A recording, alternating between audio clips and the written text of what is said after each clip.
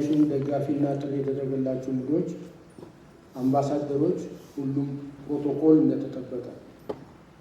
በመጀመሪያ የኢትዮጵያዊነት ማህተም የነጻነት የሉዓላዊነት ተምሳሌት የሆነው ለ85ኛው የድል በዓል በሰላም አደረሳችሁ።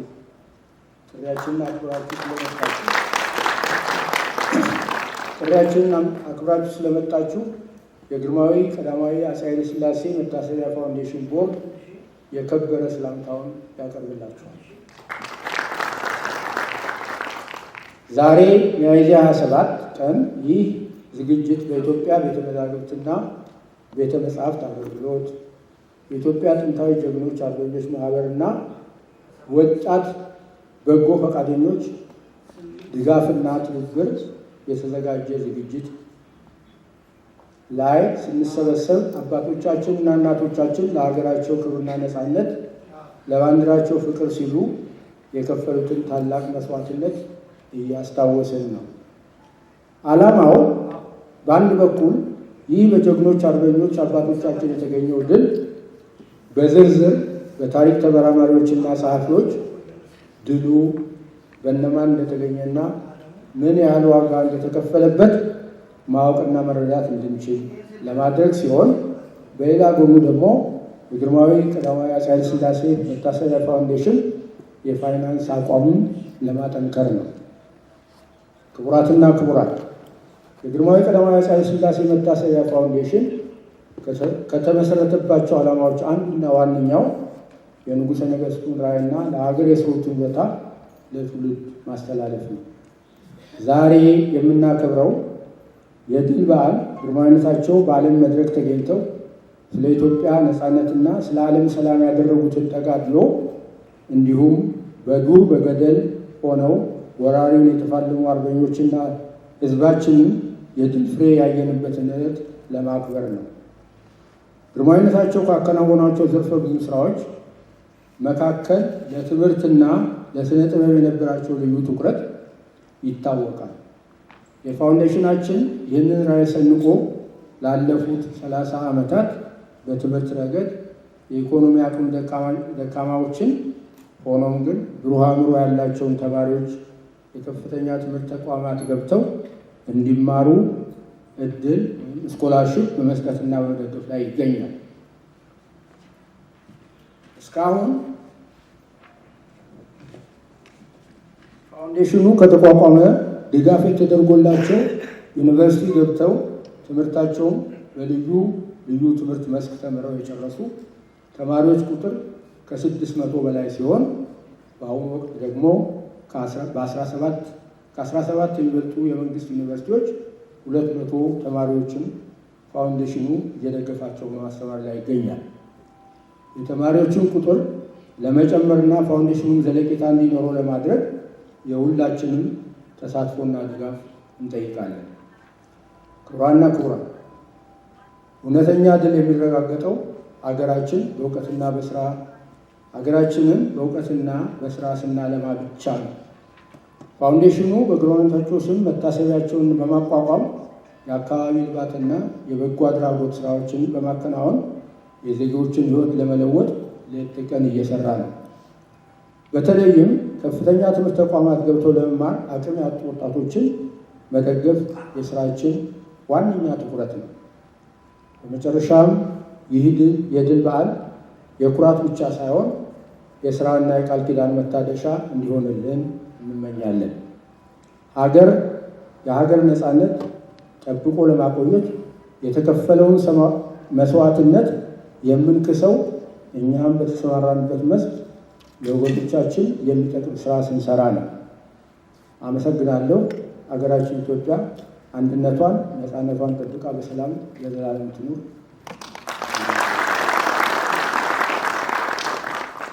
Your Excellencies, distinguished ambassadors and members of the diplomatic community, honored members of Ethiopia's imperial family, Her Royal Highness Princess Maya Sinan Asfawasan, and members of the Ethiopian royal family, Lish Daniel Jote Mesfen, President of Ethiopian Patriots Association, Board Chairman of His Majesty's Foundation, Wazir Aida Elamariam, esteemed guests, ladies and gentlemen, and supporters of His Majesty's Foundation, all protocols preserved.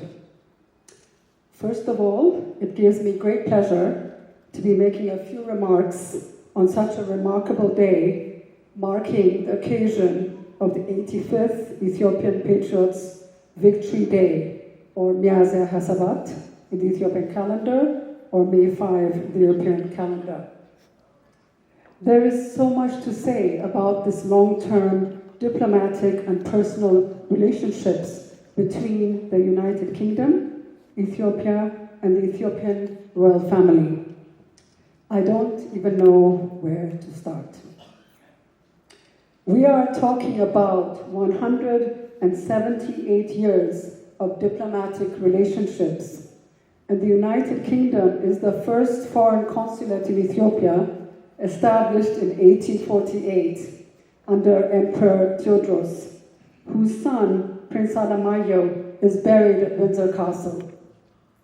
This diplomatic relationship must be the longest one in the history of Ethiopian foreign affairs, and correct me if I'm wrong.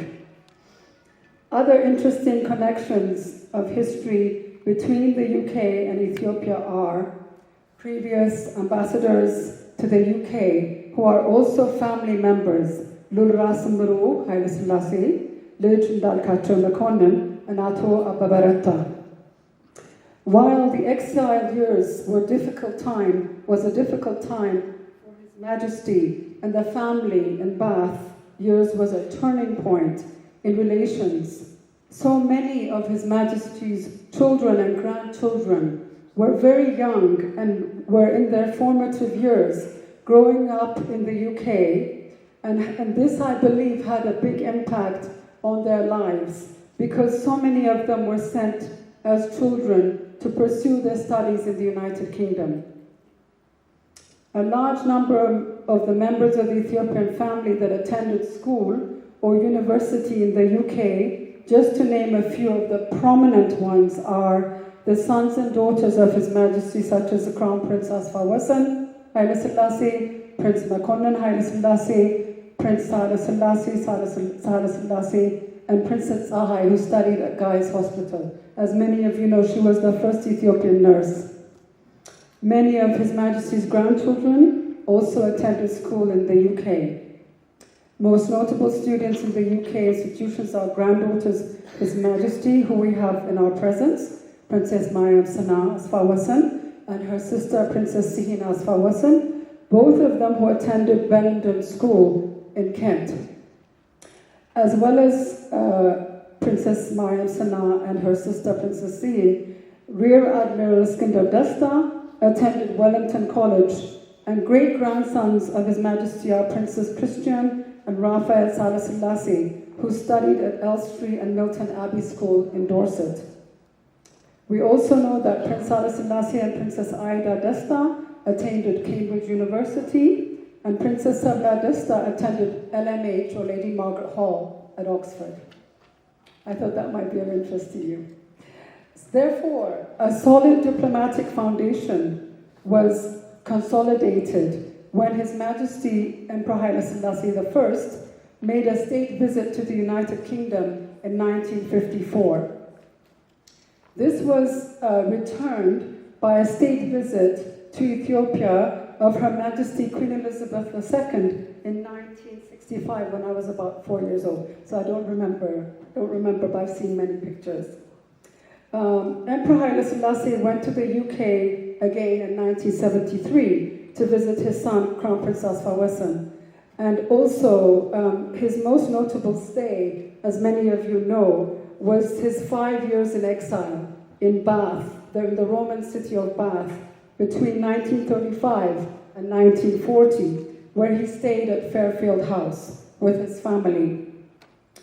As we remember this victorious entry of His Majesty back to his country, with great assistance provided to him from the fearless Ethiopian patriots, not only those that remained, but those that were slain on the battlefield, and those that remained strongly holding the fort, and of course the assistance and collaboration of the British military like General Daniel Sanford, who has a school founded in his name, and also General Ord Wingate, who also has a school founded in his name, that commanded what was then known as the Gideon Force, a specialized, small, and unconventional unit of British, Sudanese, and Ethiopian soldiers that prevented the Italian supply lines and led His Majesty to victory into Addis Ababa in May 1941.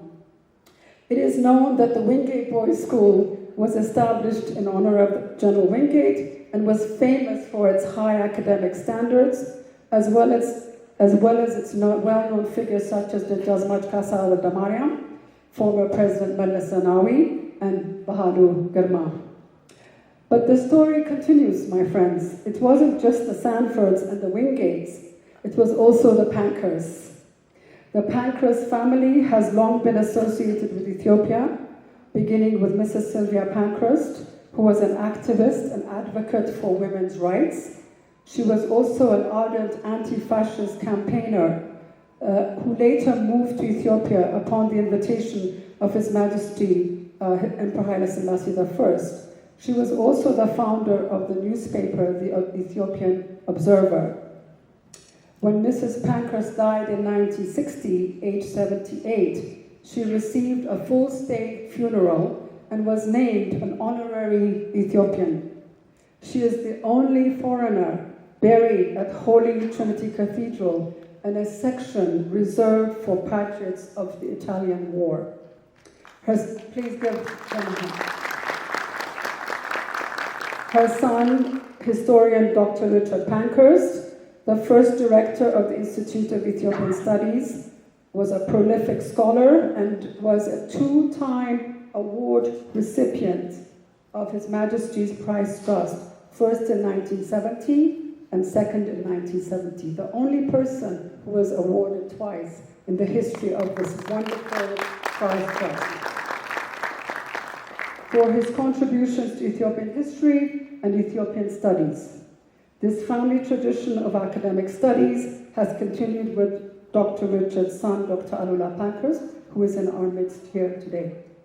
A scholar and social development consultant, he's also the country director for Young Lives, who is one of our speakers today. Please give him a warm welcome.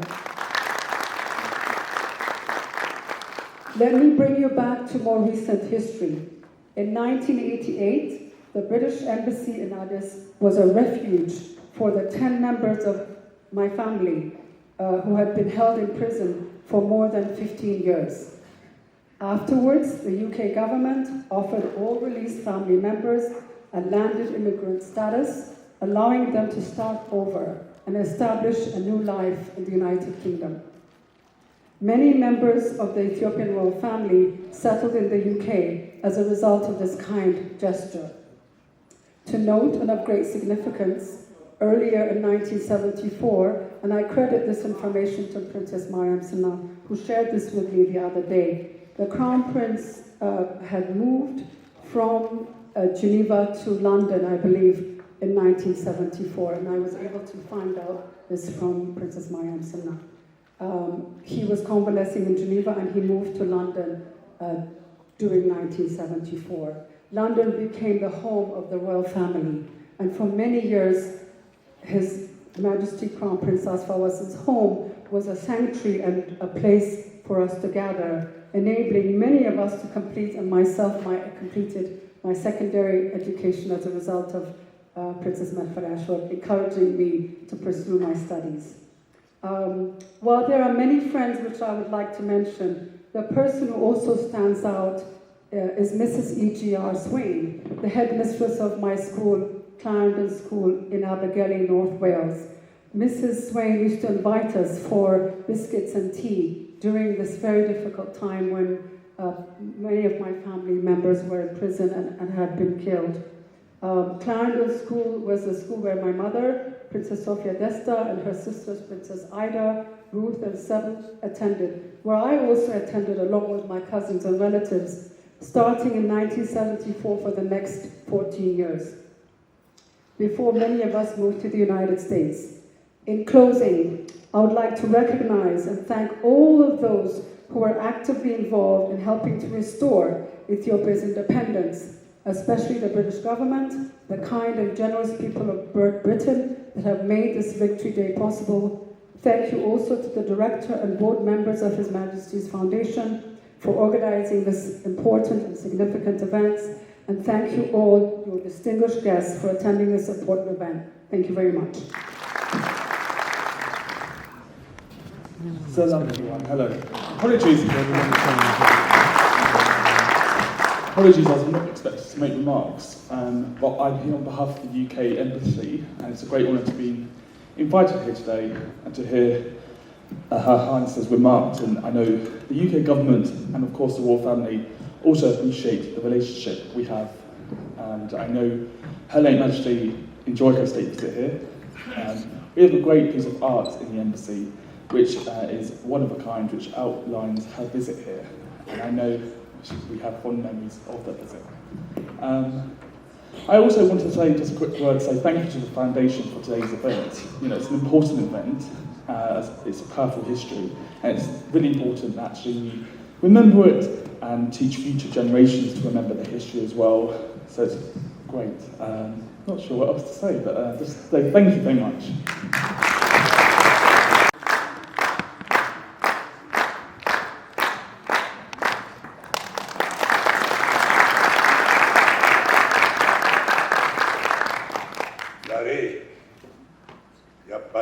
ሻን በደረቴ የራሴን ደግሞ ባንገቴ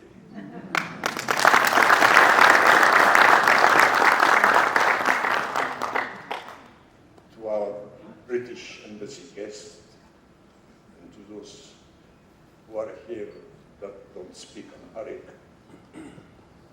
welcome to this Victory Day memorial. But you would allow me to say the remaining of my speech in Amharic for the benefit of the majority.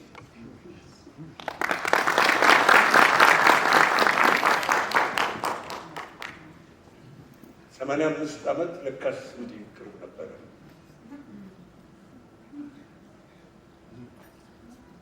ኢትዮጵያ ሕዝብ በጊዜው ደግሞ የተጎዱት ቤተሰቦች ከንጉሱ ቤተሰብ ጀምሮ እስከ መጨረሻው ያሉት ስንቶቻችን ተርፈን ነው ዛሬ የሰማንያ አምስት ዓመቱን የድል በዓል እያከበርን ያለው። ኢትዮጵያችን እንደምታውቁት ለብዙ ዓመት በጦርነት ውስጥ ያለች ሀገር ነች፣ አሁንም ነች። ይህንን ሁሉ ዓመት በጦርነት ውስጥ ያለንበት ዋነኛው ምክንያት እርስ በርሳችን ከአንገት በላይ ስለተፈቃቀርን ሀገራችንን አስበን ድሃውን ሕዝብ አስበን ለሀገራችን የቆምን ብንሆን ኖሮ ኢትዮጵያን የት እናደርሳት ነበር? ለታሪካዊ ጠላቶቻችንን በር ከፍት ነበር። የዛሬ 85 ዓመት ንጉሠ ነገሥቱን ተከትሎ የሄዱት አባቴ ሻለቃ መስፍን ስለሺ ይባላል። ሻለቃ መስፍን ስለሺ የአንድ ሻለቃ ጦር ይዘው ወደ ማይጨው በዘመቱበት ጊዜ ከግርማዊነታቸው ጎን ሆነው ከማስታር ጋዙ ከመትረየሱ ከጥይቱ ቀምሰዋል። እድሜያችን ከፍ ብሎ ከአባታችን ጋር የድሮ ታሪክ በምንነጋገርበት ጊዜ የነገሩኝን ላካፍላችሁ እፈልጋለሁ። ጌቶቹ ይላል ግርማዊነታቸው ቅማል ልብሳቸውን በሙሉ ወሮ ለመታጠብም ለመዝናናትም ፍላጎት አልነበራቸው። በሽታ ይይዛቸዋል። እንዲህ አድርጎ ስንላቸው በአብዛኛው ጊዜ ወደ ጦሩ ነው የሚያገቡት። መስፍን እዛ ጋር ሂድ ከደንጥራው እንደዚህ ያሉ ሲያዋጉ የነበሩ ኢትዮጵያን ይመስላቸው አጨብጭቡላቸው። ሁለተኛ እኚህ ንጉሥ እዚሁ ነው የምሞተው እያሉ በሚናገሩበት ጊዜ የጣሊያን ጦር የኢትዮጵያ ወታደር ወይም የኢትዮጵያ አርበኞች ያላዩት ከሰማይ ላይ የሚበረው የጣሊያን አውሮፕላን ምን መጣ ብሎ ወደ ላይ ሲያከረክር እንደ ካፊያ ማስታብ ጋዝ አይን ውስጥ እየገባ እየተቃጠለ በነበረበት ጊዜ ይሄ ነገር ጣሊያኖች ባላሰብነው በተለያዩ መሳሪያዎች በታንክ፣ በመትረየስ፣ በመድፍ ከዛም ባሻገር በአውሮፕላን እያደረጉ ያሉት ንጉሠ ነገሥቱን አደጋ ላይ ይጥላል የሚል በነበሩት አርበኞች የተነሳ ውይይት ተደርጓል። አንድ ዋሻ ውስጥ ተሰባስበው ንጉሠ ነገሥቱ ሊግ ኦፍ ኔሽን ሄደው የዓለም መንግስታት አባል የሆኑበት ማህበር ሀገራችን በጋዝ በማስታጠቅ በዓለም በተከለከለ እየተጠቃን ስለሆነ አንድ የማህበሩ አባል ሌላውን የማህበሩን አባል በሕጉና በደንቡ መሰረት የሌለበት እየተደረገ ስለሆነ እዛ ሄደው አቤቱታ አቅርቡ በሚባሉበት ጊዜ ዋሻ ውስጥ በጊዜው ጸሐፊ ትእዛዝ ገብረወልድ የሚደረገው ንግግር ይጽፉ ነበር። ከዛ ውስጥ የነበሩት ሰዎች መካከል ሻለቃ መስፍን ስለሺ 17ኛ ቁጥር ነበሩ ይላል። የንጉሠ ነገሥቱን መሄድ ሙሉ በሙሉ ያመነበት ስለነበረ ከማይጨው ወደ አዲስ አበባ ማምራት ጀመራል። ወደዛ በሚመጡበት ጊዜ ወሎ ላይ ትልቅ ችግር ያጋጥማቸዋል። አባቴ እንደሚሉት አንድ ጦር ተሸንፎ ሲሄድ መሳሪያውን ለመቀማት ነው የሚሉት። ሌሎች ደግሞ የሚሉት ቀደም ሲል በሳቸው በንጉሠ ነገሥቱና በልጅ ኢያሱ መካከል ባለው የቤተሰብ ግጭት ወሎ አኩርፏል፣ ወሎ ተቀይሟል እና ንጉሠ ነገሥቱን ባሉበት ቦታ ለማስቀረት የታሰበ ነው የሚሉም አሉ። በሶስተኛ ደረጃ ደግሞ ሲታይ የነበረው ጣሊያኖች እዛው ከአርበኞቹ መካከል ሰላዮች ስለነበሯቸው የንጉሠ ነገሥቱ ወደዛ ወደ ከተማ መምጣት ስላልፈለጉት እዛ ቦታ ላይ እንዲገደሉ ነው የሚል አለ። ያ ሁሉ ሆነ። ተራራውን ጫካውን እያቆራረጡ በሚመጡበት ጊዜ የተወሰኑ ሰዎች በንጉሠ ነገሥቱ ኮንቬይ ላይ ጥይት ሩምታ በሚያደርጉበት ጊዜ ሻለቃ መስፍን ስለሺ የንጉሠ ነገሥቱ የአንድ ሻለቃ ጦር ንጉሠ ነገሥቱን የሚጠብቁ ስለነበሩ ወደ ተራራው ላይ ሊሄዱ ሲሉ ግርማዊነታቸው ተው ውጋ አላሉ፣ ግደለው አላሉ፣ አጥፋው አላሉ፣ ተው። እንዲሁ ደግሞ የተወሰነ ኪሎ ሜትር ከሄዱ በኋላ በተመሳሳይ መልኩ ተኩሱ ወደ ንጉሠ ነገሥቱ አካባቢ ደረሰ። አሁንም በነበረው መሐላ በነበረው ፍቅር ኢትዮጵያ ጦር ንጉሱ ከሞቱ አዝማቹ ከሞተ እንደሚበተን ስለሚያውቁ አሁንም ወደ ተራራ ላይ ወጥቶ ሊያደርግ ሲል ተለከሉት። በሶስተኛው ጊዜ የግርማዊነታቸውን በቁሎ የያዘው የአባ ሐናን ወንድም መቱት፣ ወደቀ።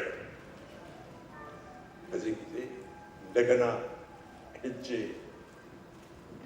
ተራራው ላይ ሊዋጋ ሲል ግርማዊነታቸው አሁንም ተው ነው የምልህ አሉት። ዞር በሉ ያላቸው። ለምንድን ነው ዞር በሉ ያላቸው? ፍቅር ሌላ ነው፣ አገር ሌላ ነው። ንጉሱ ቢሞቱ ጦሩ ይበተናል። ስለዚህ ምን አደረግ ብዬ ስጠይቀው ተራራው ላይ ወጣሁና አጸዳሁት ይላል። ያንን ስላረጉ ነገስቱ በክብር ታጅበው አዲስ አበባ እየገቡት። እንግዲህ ይህ ሁሉ ነገራችሁ ምናልባት ግማሾቻችሁ እንደኔ ሽበት የሌላችሁ ላታውቁ ትችላላችሁ። ብታውቁም ደግሞ ባለፈው 50 ዓመት ስለ ንጉሠ ነገሥቱም ሆነ ስለ ሀገሪቷ ይወራ የነበረው ለሀገር ጥቅም ሳይሆን የመደብ ትግል ነበር። የመደብ ትግል በዚህ ምክንያት ሲጻፉ የነበሩት ሁሉ ብዙዎቻችን የማናውቃለን አምነነዋል። ንጉሠ ነገሥቱ ሸሹ ተባለ እንጂ ንጉሠ ነገሥቱ ሊግ ኦፍ ኔሽን ሄደው ስለ ኢትዮጵያ ሕዝብ ኢትዮጵያ ላይ ስላለው ጉዳይ አቤቱታ እንደሄዱ የተጻፈ ነገር ብዙም አልነበረም። እንግዲህ ምን ያህል ጥላቻ ቢኖር ምን ያህል እነዚህ የታሪክ ጠላቶቻችን ኢትዮጵያን ለመበታተን ያደረጉት ጥረት ነው የሚያሳየው። አዲስ አበባ ገቡ። መሀል ሰፋሪዎች ተሰበሰቡ። የሀገሩ ሽማግሌዎች ተገናኙ። የእሳቸው መንገድ አመኑበት። በዚህ ጊዜ እንግሊዞች፣ ፈረንሳዮች በነገሩ ተስማሙ።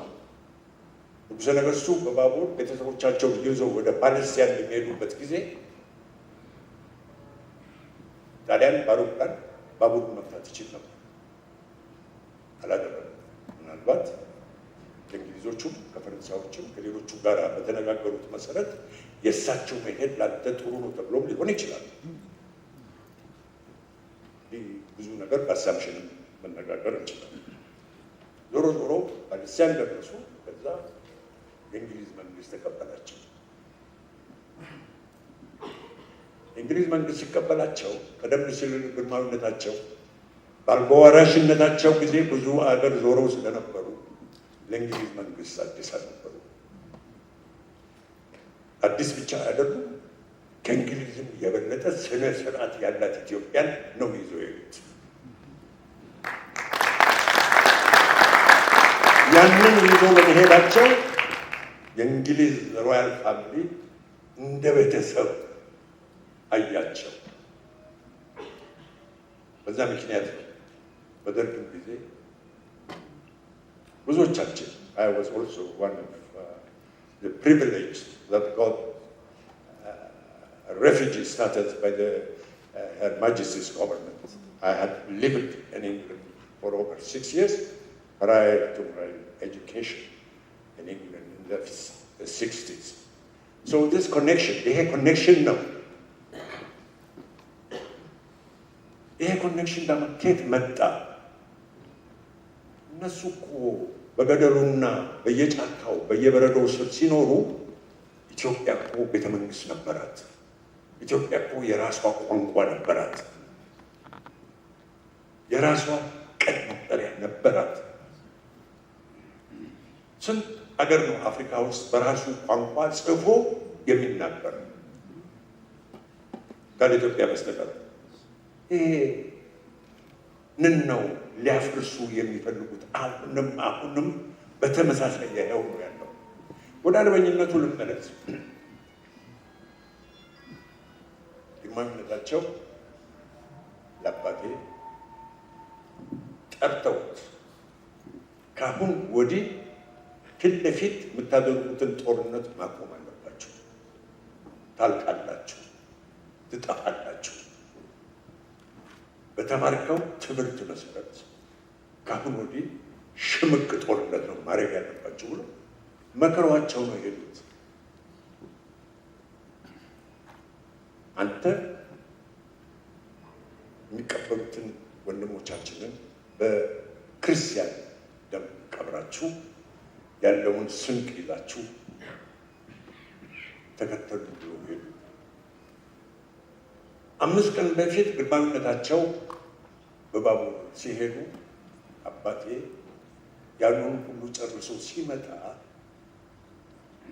እንግዲህ ስለ አባቴ ሳወራ ሌላ ሁሉ አርበኛ አብሮ ማሰብ ያለባቸው እንደ አጋጣሚ እሳቸውንም ባልመስል ልጃቸው ስለ ታሪኩን ስለማቆማቸው አዲስ አበባ ሲገቡ የግርማዊነታቸውን መሄድ ሰምተው አለቀሰ ጋሼ ይላሉ ዋና ክስታችን።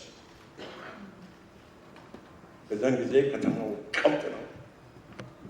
ለአንድ ገረወይና ቅቤ ወይም ለአንድ ፍራሽ ወይም ለአንድ ነገር 10-15 ሰው የሚገደልበት ጊዜ ነበር።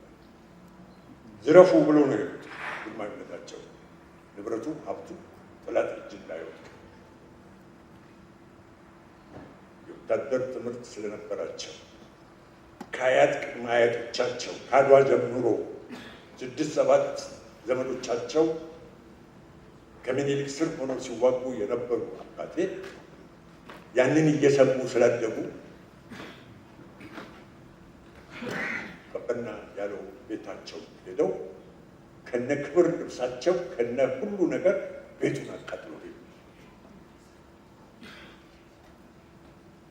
መጨረሻ ላይ ለምንድን ነው ቤቱን ያቃጠሉት ተብሎ ሲጠየቁ ተመልሼ ስመጣ ይላሉ። ያን ሰው እንግዲህ አስተሳሰብን ተመልከቱ። መቼ እንደሚመለሱ አያውቁትም፣ ግን ተመልሶ እንደሚመጡ ያውቃሉ። ይሄ የመንፈስ ጠንካራነት ነው። እናሸንፋለን የሚለው የኢትዮጵያዊነት ስለነበረ ተመልሼ ስመጣ እኔ ቤት ውስጥ ሰው ቢኖር ልቀየመው አልፈልግም አሉ ይባላል። እዛ ድረስ የመጀመሪያውን ጦርነት ወርመራ ሆለታ ላይ ወደ ወለጋ የሚሄደውን የጣሊያን ኮንቮይ ወደ 150 የሚሆኑ ፕላስ ኦር ማይነስ ድብጥ ማጡ ነው ያጠፉት። እነ ደጃዝማች ከበደ ብዙነሽ፣ ደጃዝማች ኪዳነ ማርያም ብዙ ስማቸውን ጠርቼ የማልጨርስ አርበኞች ነው። ጣሊያኖች ያንን ቦታ ሴኮንዶ ማይጨው ሻለቃ መስፍን ስለሽ ብሎ ሐውልት ሰሩላቸው።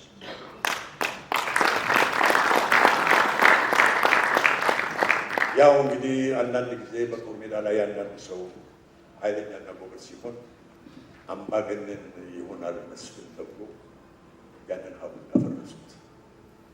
በዛ በኩል ስናልፍ አባቴ ሁሉ ጊዜ ሲያባጭ ለምንድን ነው ብዬ ስለጠየቅኩ ነው ያንን ታሪክ የደረስኩበት። ከዛ በኋላ እንደምታውቁት ክቡር ራስ አበበ እጅ አስገረሱ፣ ዘመቻ አበበ ሸምቁት፣ ለማርያም ስንቱን ጥራላችሁ። እነዚህ ሁሉ ሰዎች ንጉሥ በሌለበት ጦራቸውን ይዘው ለ5 ዓመት ሽንት እየጠጡ ከጊንጥና ከእባብ ጋር ትራስ አድርገው 1 ቀን 2 ቀን ሳይበሉ ጣሊያን ያለበትን ቦታ በሙሉ እያሳደዱ ይዋጉ ነበረ። ለዚህ ነው ዛሬ ሁላችንም እጃቸውን ይመራ።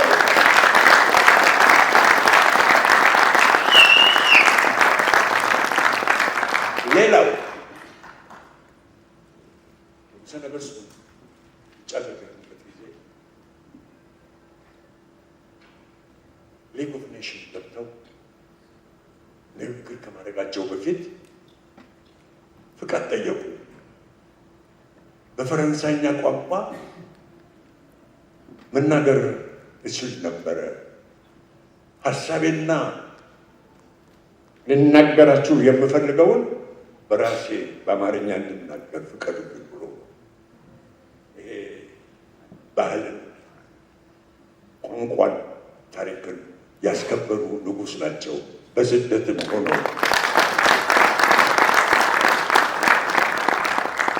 እኚህ አባት አልሸሹም።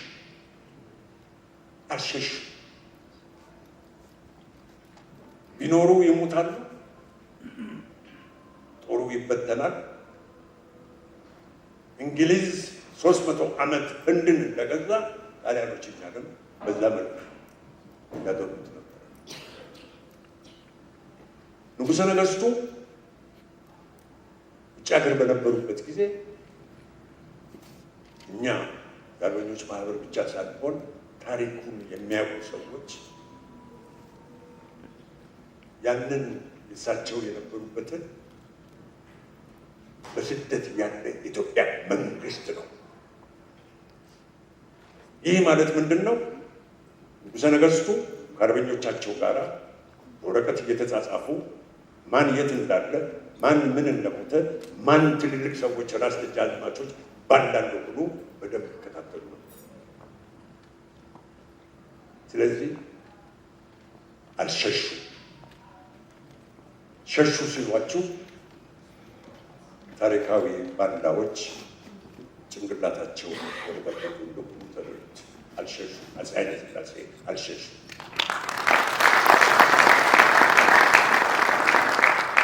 ስለ ጦርነቱ ብዙ ማውራት ይቻላል። ሰብሰብ ላድርገውና ዛሬ ሚያዝያ 27 የ85 ዓመቱን በዓል ስናከብር እኔ ሁል ጊዜ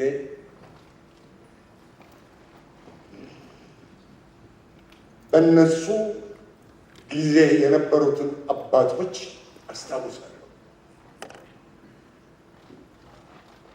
አድሃሪ የተባሉት፣ በዘበዙ የተባሉት ምናልባት ከ10 ከ15 ሰዎች በላይ በጭቃ ቤት ሲኖሩ የነበሩ ናቸው። በቅርብ አቶ ጌታቸው ረዳ እኛ እኮ ፊውዳሊዝም አላጠፋ ነው አለ። በዚያን ጊዜ የነበሩት ፊውዳሊስት የምንላቸው ከህዝብ ወስደው መልሰው ህዝብ ያበላል። የዛሬዎቹ ግን ከህዝብ ወስደን ከሀገር ውጭ እናወጣለን። ልዩነቱ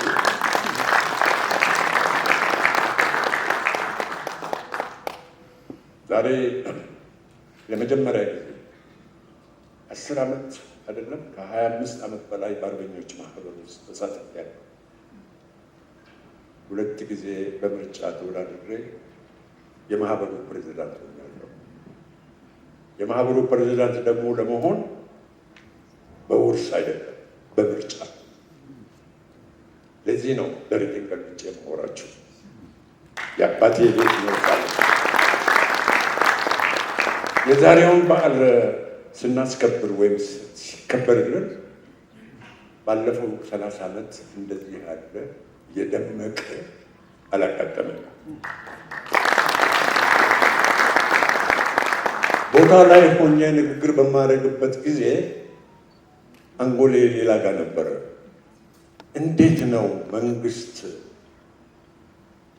ይሄንን በዓል በዚህ አይነት የሚያስከብረው? ምንድን ነው ምክንያቱ ብዬ እያነበብ ጭንቅላቴ ሌላ ጋር ነበረ። ታሪኩን የሚወድ ባህሉን የሚወድ መንግስት ስለሆነ ነው የአፄ ምኒልክም ግቢ የተሰራው የአፄ ኃይለ ሥላሴ ቤተ መንግስት። ሌላ ነገር የለም። ነገሮቹን ጠበብ እያደረጉና የቀዳማዊ ኃይለ ሥላሴ ፋውንዴሽን ይሄ ብቻ አይደለም የሚጠበቀው። ቤተሰቡ ምንም እንኳን አላቸው የተባለ ገንዘብም ባይኖራቸው 1 ብርም 10 ብርም እያደረግን ማህበሩን ማደራጀት መቻል አለብን። ይህንን ደግሞ የምልበት አንድ ትልቁ ዓላማ ወጣት ትውልድን ማስተማር ማለት ኢትዮጵያን መገንባት ማለት ነው። ኢትዮጵያ የሚገነባው በድሮ አባቶቻችን ታሪክ አይደለም። አሁን እዚህ በህይወት ያለነው ልጆቻችንን በስነ ስርዓት በስነ ምግባር እያስተማርን የትምህርት ድላቸው ደግሞ እንዳይቋረጥ በምንችለው የረዳን ስንሄድ እኛ አርበኞች ማህበር ሰምታችሁ ቤታችን ፈረሰ። የአርበኞች ማህበር መንግስት አፈረሰው በኮሪዶር ፕሮግራም። አዎ ፈረሰ። ሲፈርስ እኮ ተነጋግረን ተወያይተን ታሪኩን ከኛ የበለጠ ስለሚያውቁ በፈረንጆች እንደሚባለው ዊን ዊን ሲቹዌሽን እኛ የበለጠ ተጠቃሚ በሆንበት ነው። በትናንትናው ቀን የኢትዮጵያ ፕሬዝዳንት አቶ ታዬ የሚሰራውን ግንባታ መጥተው አይተዋል። ለመጀመሪያ ጊዜ ድሮ በቀዳማዊ ኃይለ ሥላሴ ጊዜ የቀረ የአገሩ ርዕሰ ብሔር መጥተው የአርበኞች ማህበር ህንፃ ጎብኝተዋል።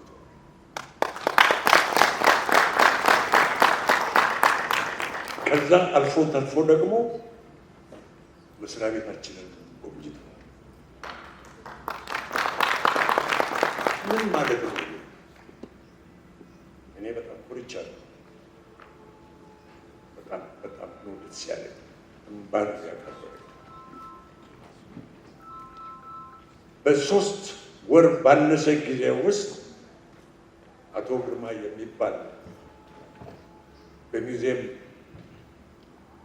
እና በስዕል ከፍተኛ እውቀት ያለው የማህበራችን አባል ሆኖ መጥቶ በ3 ወር ጊዜ ውስጥ ብታምኑ ባታምኑ ቻሌንጅ ያደርጋችኋለሁ።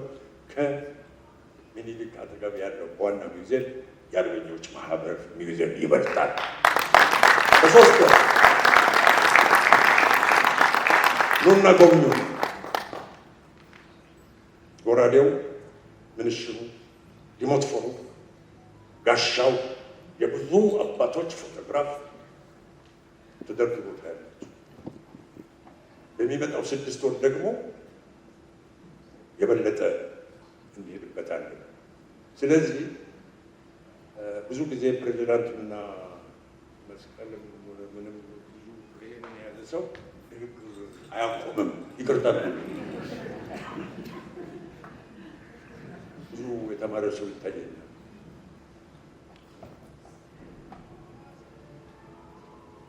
በየቤታችን ልጆቻችንን በደንብ ካስተማርን ሳንገርፍ ሳንቆነጥጥ እየመከርን ካሳደገን የማይፈራ ትውልድ አፍርተን ማንም ይምጣ ማንም ከአሜሪካ ይምጣ ከእንግሊዝ ከፈረንሳይ ይምጣ ከራሻ ደረታችንን ገልብጠን የምንሄድ ትውልድ እንፈጥራለን። አመሰግናለሁ።